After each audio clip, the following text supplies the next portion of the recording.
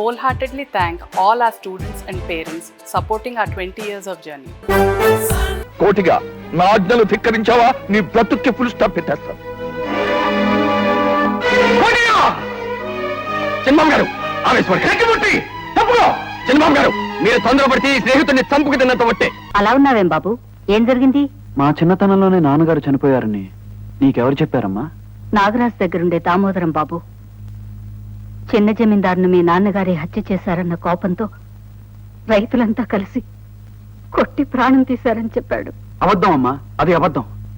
నాన్నగారు చేయని నేరానికి 14 ఏళ్లు జైలు శిక్ష అనుభవించి తను నిర్దోషులనే నిజాన్ని కనీసం మన దగ్గరైనా చెప్పుకుందామని విడుదలైన తర్వాత మన కోసం వెతికి మనం ఎక్కడున్నామో తెలియక చివరికి అరుణాబాయ్ అనే డాన్సర్ ఇంట్లో ఈ మధ్యనే మరణించారట.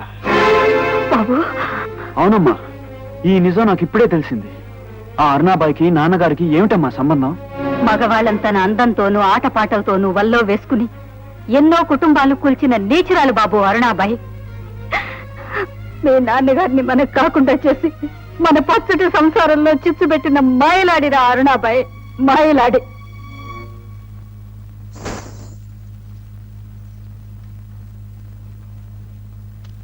అరుణాబాయ్, ఏమిటా పిలుపు?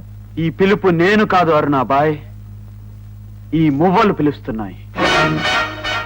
నోట్ల కోసం ఆటలాడే నీతి లేని ఆడది కొంపకు నిప్పు పెట్టి తప్పించుకున్నంత మాత్రాన మర్యాదస్తురాలిగా మారలేదనే మాట ఈ మువ్వలు సవడి చేస్తూ చెప్తున్నాయి. అరుణాబాయ్, నీకెలా తెలిసింది? ఎవరు చెప్పారు? నేను ఆపో. ఇప్పుడు ప్రశ్నలు అడిగేది నేను, నువ్వు కాదు అరుణాబాయ్. ఇంతకాలం రూపాయల శబ్దంతో నన్ను నువ్వు ఆడించావు.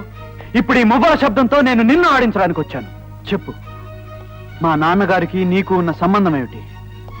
నీ భర్తను చంపి జైలుకు వెళ్ళిన ఆయన బయటకు రాగానే నిన్నే ఎందుకు కలుసుకున్నారు? చెప్పు, చెప్పరు నాబాయ్. కళకళలాడుతూ ఉన్న మా కుటుంబంలో కల్లోలను ఎందుకు రగిల్చావు? తోటి ఆడదానికి భర్త బ్రతికుండగానే నుదుటిన బొట్టు చెరిపి విధవా అనే ముద్ర ఎందుకు వేయించావు? అన్యం పుణ్యం తెలియని 2 పసిబిడ్డలతో నా తల్లి ఇన్నేళ్లు కన్నీళ్లతో బ్రతికేలా ఎందుకు చేశావు? ఊరు పేరు మార్చుకుని నన్నే ఎందుకు పట్టుకున్నావు? వీటన్నిటి వెనకాల ఏదో కుట్ర ఉంది, అదేమిటో చెప్పు. అబద్ధం. నువ్వు విన్నది, నీకు తెలిసింది, నువ్వు మాట్లాడుతున్నది అంత అబద్ధం అని నన్ను నమ్మించడానికి చూడకు.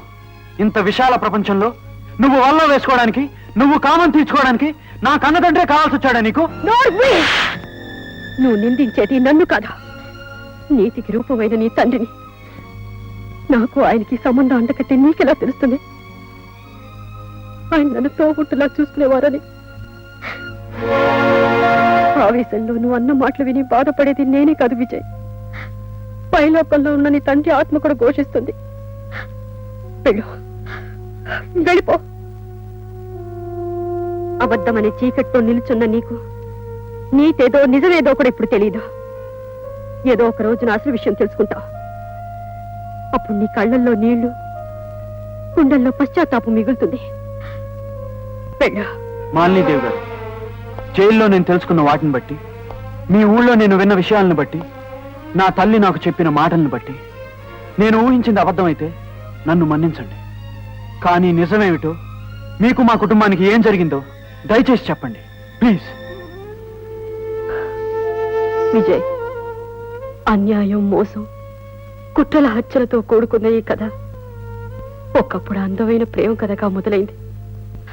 అప్పుడు పసిపిల్లగా ఉన్న నా కళ్ళకు ఈ లోకమంతా ప్రేమే కనిపించేది. ఆ ప్రేమకు రూపం చిన్న బాబుగా పిలువపడే జమీందార్ కృష్ణరాజు వర్మ. బాబు, నా చేతి మీద నీ పేరు రాశావు కదా, మరి నీ పెద్దయ్యాక పెళ్లి చేసుకుని మా అత్తారింటికి వెళ్ళాననుకో, అక్కడ నా మొగుడు నీ పేరు చూసి దెబ్బలాడితే, ఇదిగో మాలిని, నిన్ను పెళ్లి చేసుకునేది నేనే. ఎప్పటికైనా నువ్వే నా పెళ్ళానివి. కొన్ని రోజుల్లో నేను ఇంగ్లాండ్ వెళ్తున్నాను. పెద్ద చదువులు చదివి పెద్దవాడిని, నిన్ను పెళ్లి చేసుకోవడానికి వచ్చేస్తాను. అప్పటి వరకు నువ్వు నా కోసమే కాచుకుని ఉండాలి. శిస్తు కట్టలేని మా నాన్నగారిని నాగరాజు వర్మ చిత్రహింసలు పెట్టి ప్రాణాలు తీశాడు. బలవంతాన నన్ను గానా బజానాలో పడేశాడు.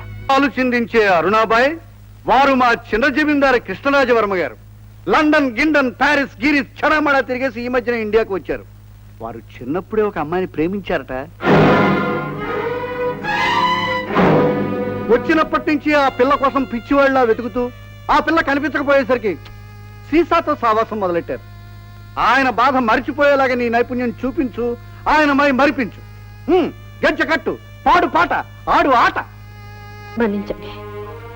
చిన్నతనంలో ఆయన గుండెల్లో పడ్డ జ్ఞాపకాల్ని ఆటతోనూ పాటతోనూ చెరిపేయడం సాధ్యం కాని పని. ఈ రోజు నేను డాన్స్ చేయలేను.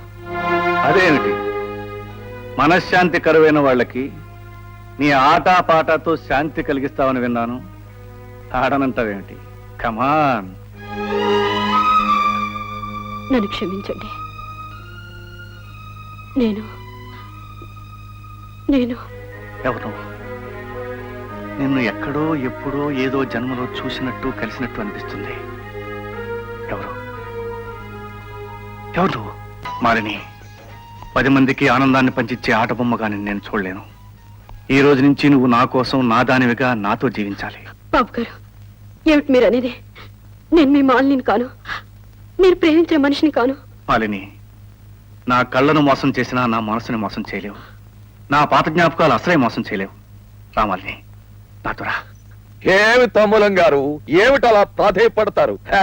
అది అడిగిన డబ్బు పారేస్తే మీకు కావలసిన రాత్రి అది మీ సొంతం అవుతుంది. అన్నయ్య, మీరు అలా మాట్లాడొద్దు. నా మాలిని డబ్బు కమ్ముడు పోయే బజారు మనిషి కాదు.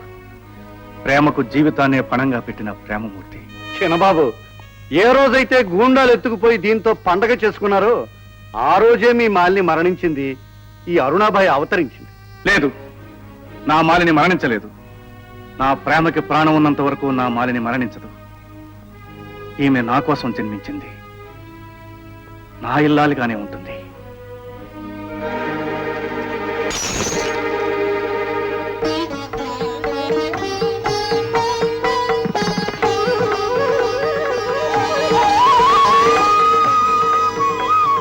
పవిత్రమైన నా ప్రేమ సాక్షిగా, దైవం సాక్షిగా మాలిని నా ఇల్లాలు.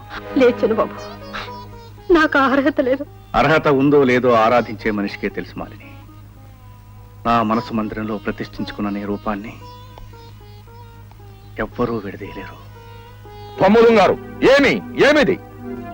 మనం ఎక్కడా, మన ప్రతిష్ట ఎక్కడా? 10 మంది ముందు గంతులేసే ఈవిడెక్కడ? ఈనాటి వరకు బజార్లో కొన్న మిఠాయిని కూడా మన దివాణంలోకి తీసుకుపోవే, అలాంటిది ఈ బజారు మనిషిని భ్రష్టురాల్ని. ఏమా కేక? మా గొంతును మించి మరో గొంతు అధికంగా శబ్దం చేయడానికి వీల్లేదు. మా ఆజ్ఞను ధిక్కరించడానికి వీల్లేదు. కోటిగా అని లాక్కండి. కోటిగా ఆగు. మాలిని ఇప్పుడు నీ యజమానురాలు. ఆమె మీద చెయ్యి వేశావో నీ తల తీసేస్తాను.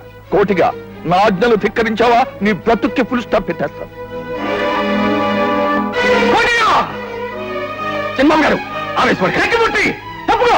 చంద్రబాబు గారు, మీరు తొందరపడితే ఈ స్నేహితుడిని చంపుకు తిన్నంత ఒట్టే.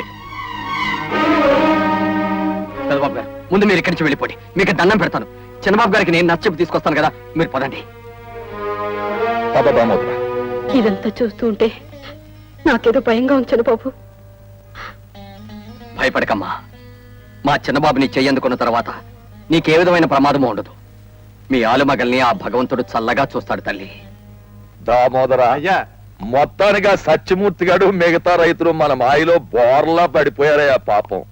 బోర్లా పడ్డారు, వెల్లకిల పడ్డారని సంబరపడకండి బాబు గారు. కొన్ని నెలల్లో పంట కోతకు వస్తుందా, అప్పుడు మనం సంతకం పెట్టించిన కాగితాలన్నీ బయటకు వస్తాయి. వాటిని చూస్తే సత్యమూర్తి గారికి ఇచ్చిన కాగితం మీద మాత్రమే సరైన సంతకం పెట్టించామని, మిగతా వాళ్ళందరి చేత తప్పుడు కాగితాల మీద వేలు ముద్దలు వేయించామన్న విషయం సత్యమూర్తి గారికి తెలిసిపోతుంది. చిన్నబాబుకి మనం చేసిన మోసం చెప్పేస్తాడు. అప్పుడు చిన్నబాబు, వాడు, మిగతా వాళ్ళందరూ మన దగ్గరికి వచ్చి శివతాండవం చేస్తారు బాబు గారు. అంతవరకు సత్యమూర్తిని చిన్నబాబుని కులాసాగా ఉండనిస్తే కదా. ఇదిగో ఇప్పుడు సరైన మాట అన్నారు.